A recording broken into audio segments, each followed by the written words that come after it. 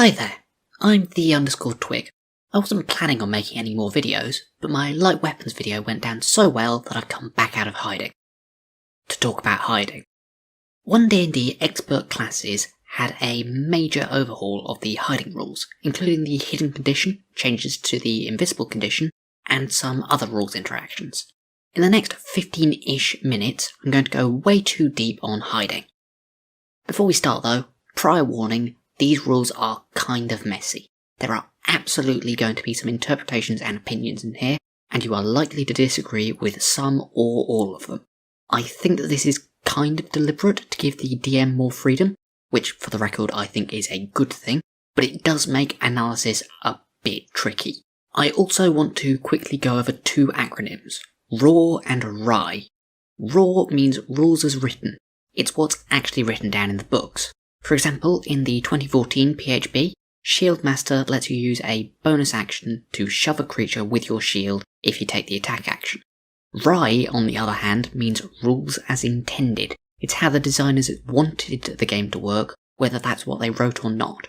Using Shieldmaster again, the intention is that you have to use the attack action before shoving the creature, but it doesn't actually say that.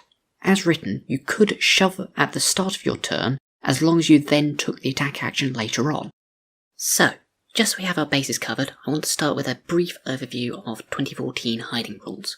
To say it lightly, they're crap, spread all over the place and kind of hard to read. In fact, I think that the best source of rules for hiding is actually in the April 27th, 2017 episode of Dragon Talk podcast, titled James Hake on D&D Writing, in which Jeremy Crawford did a sage advice segment on hiding and invisibility. As such, rather than reading out the rules from the PHB, I'm just going to give you some quick notes on what I understand the rules as intended to be.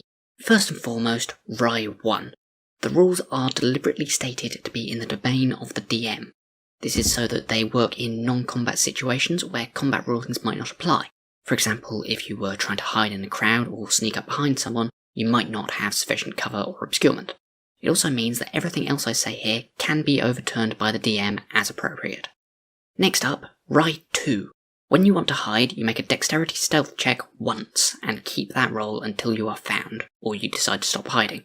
The DC for this check is the passive perception of passive creatures, or the wisdom perception check of creatures which are actively searching for you. RI 3. The results of a wisdom perception check cannot be less than your passive perception. RI 4. As soon as one creature discovers you, everyone discovers you. You cannot be hidden from some people, but not others. RI 5. Hiding makes you unseen and unheard, whereas invisibility only makes you unseen. This means that other creatures don't know which square you are standing on when you are hidden, but do know when you're invisible. In both cases, however, you can't be targeted by any effect which requires you to be seen, which includes almost every single non-AoE, non-attack effect in the game. And finally, RI 6. You reveal yourself after making your attack roll, so you get advantage on the roll, but you also reveal yourself if you run out of cover, so you can't attack someone with a melee weapon at advantage unless they are standing right next to where you are hiding. Now then, back to the present. 1D&D hiding. Let's read the hide action. With the hide action, you try to conceal yourself. To do so, you must make a DC 15 dexterity check stealth, while you're heavily obscured or behind 3/4 cover or total cover, and you must be out of any visible enemy's line of sight. If you can see a creature, you can discern whether it can see you. On a successful check, you are hidden. Make note of your check's total, which becomes the DC for a creature to find you with a wisdom check perception. So, 4 points here. First, there is now a flat DC 15 dexterity check stealth. This isn't that hard to beat consistently if you put in a bit of investment. By 6th level, a thief rogue or an expert with skulker has a 96% chance to hide, and by 13th level, any character with expertise and +4 dexterity has a 100% chance of hiding. There's nothing stopping you from repeatedly rolling out of combat until you hit 15, but I think that fix is better served by a general rule saying that you can't retry a check unless the circumstances have changed significantly. Second, it hard to find some conditions which you are required to meet before you can take the hide action. This seems completely counter to RI 1 from the 2014 rules, but I think it is probably a good move. I have seen some complaints about how you can hide in an invisible creature's line of sight, but I'm going to talk about that more later. Third, this applies the new hidden condition, which is a nice inclusion for streamlining. And fourth, the DC for the wisdom check, perception, is your check's total. I'm going to come right out and say, I don't like that. If they're going to make it a flat DC to hide, I think they should make it a flat DC to find, purely because it makes tracking the numbers less annoying. This would make having a stealth higher than plus 14 kind of pointless, but I think that you need expertise to get that anyway, so it's the same amount of investment either way. I also have one other observation here, which is that nowhere in any of these UAs so far do they refer to passive perception.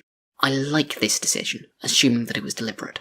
It means that finding someone now always requires the search action or movement to flank their hiding position.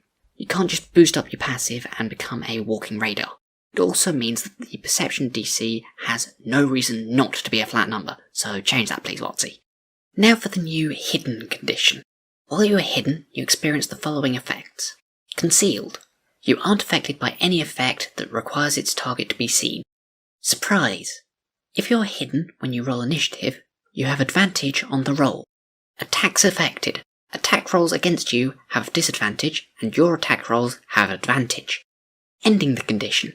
The condition ends on you immediately after any of the following occurrences.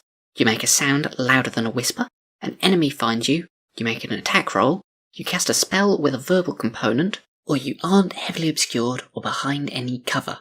I'm going to start with my favourite change, surprise. The surprise rules in the 2014 PHB were awful.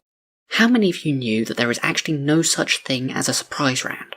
That's just not a defined thing in 5e. The new effect of just giving advantage on initiative is so much smoother. That means that some characters can get surprised while others don't. Attacks affected makes sense, but I think that this is one where I'd actually rather have it in a separate unseen attackers section, like in the 2014 PHB. For those of you who are unaware, there's actually some really dodgy rules jank, where the spell See Invisibility doesn't remove the advantage and disadvantage from the invisible condition, because the advantage and disadvantage are written into the condition itself, and the creature is technically still invisible, even if you can see it. As such, I'm wary about attacks affected being here, just in case there is more jank. Ending the condition is nice to have. We now know exactly when you are no longer hidden. There are, however, a few messy things. Because the condition ends when an enemy finds you, you could theoretically have your hidden condition ended by being seen by a hidden enemy. This means that in some situations you might successfully hide, but then lose the hidden condition for no obvious reason, and since you either are hidden or you aren't, all enemies now know where you are, even if the hidden creature didn't communicate at all.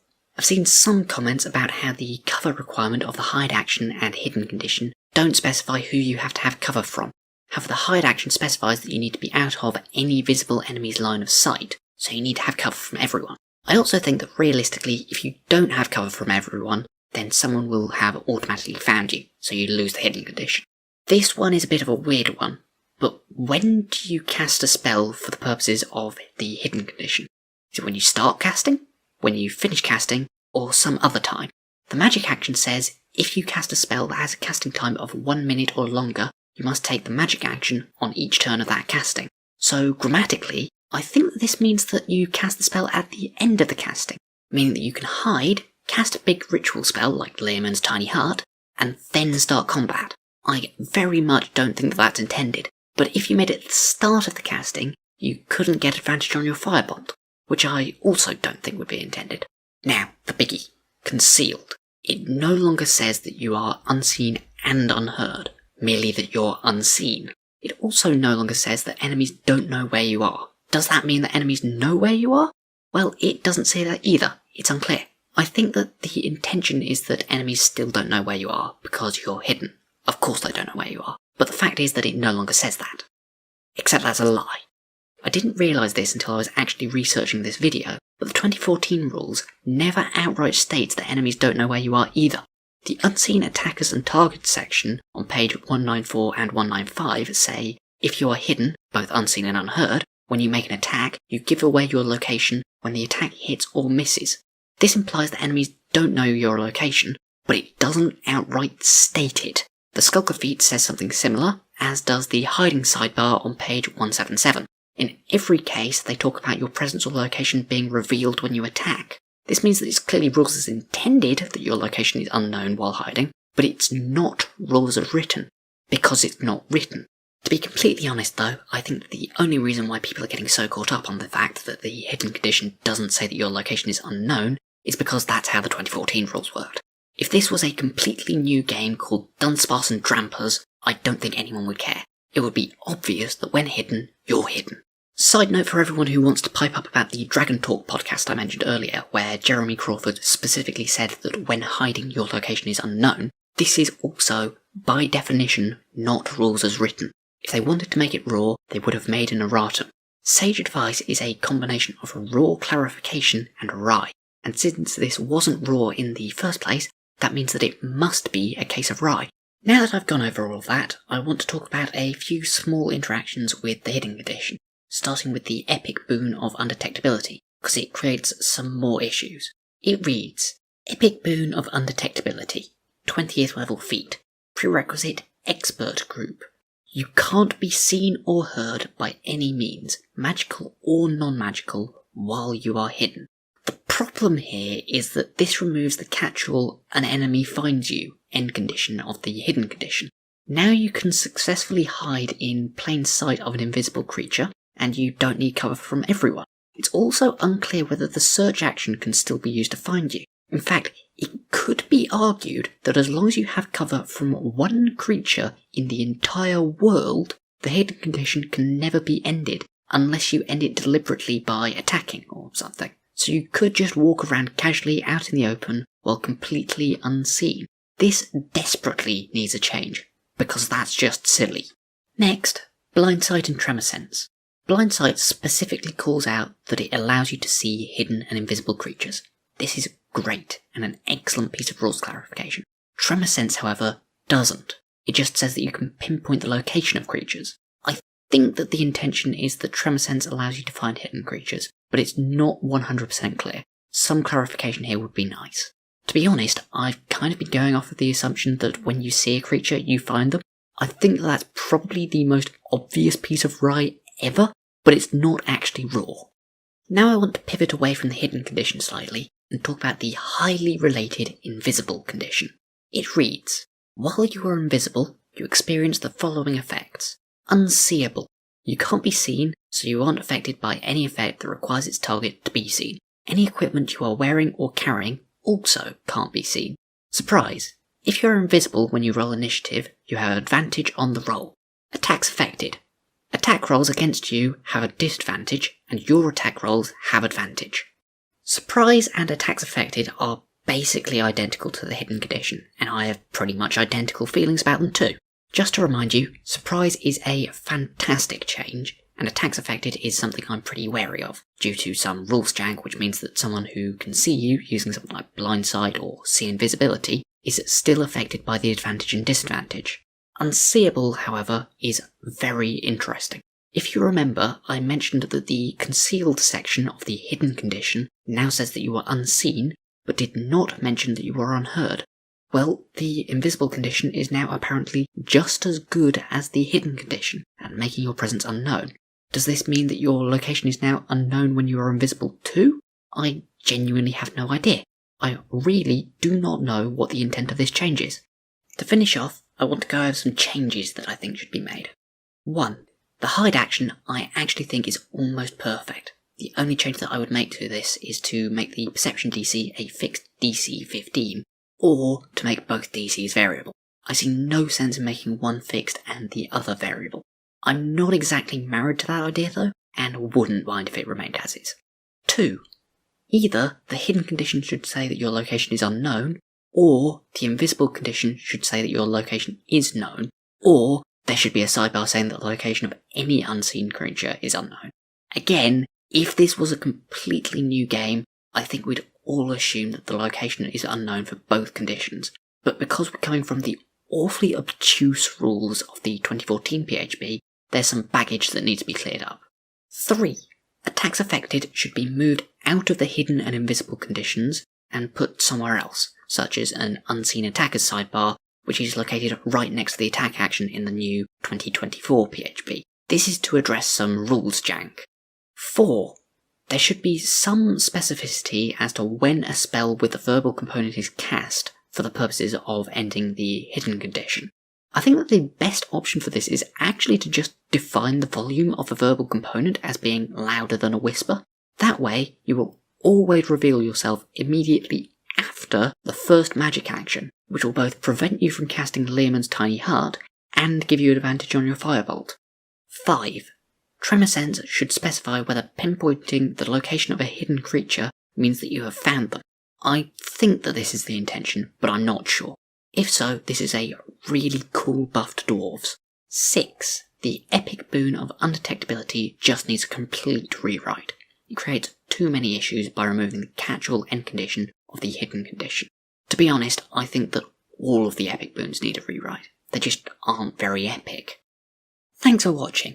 I know that this video is a bit late, given that most of you will have already filled out your survey for the Expert Classes UA, but hopefully it was still interesting, and if future UAs come out with similar or identical hiding rules, maybe you'll be able to give some of this feedback there. If there are any rules or areas that you think I should go way too deep on, let me know. I already have a lot of ideas for a video about the changes to unarmed strikes, but I think I want to wait to see monks before I make that. Bye!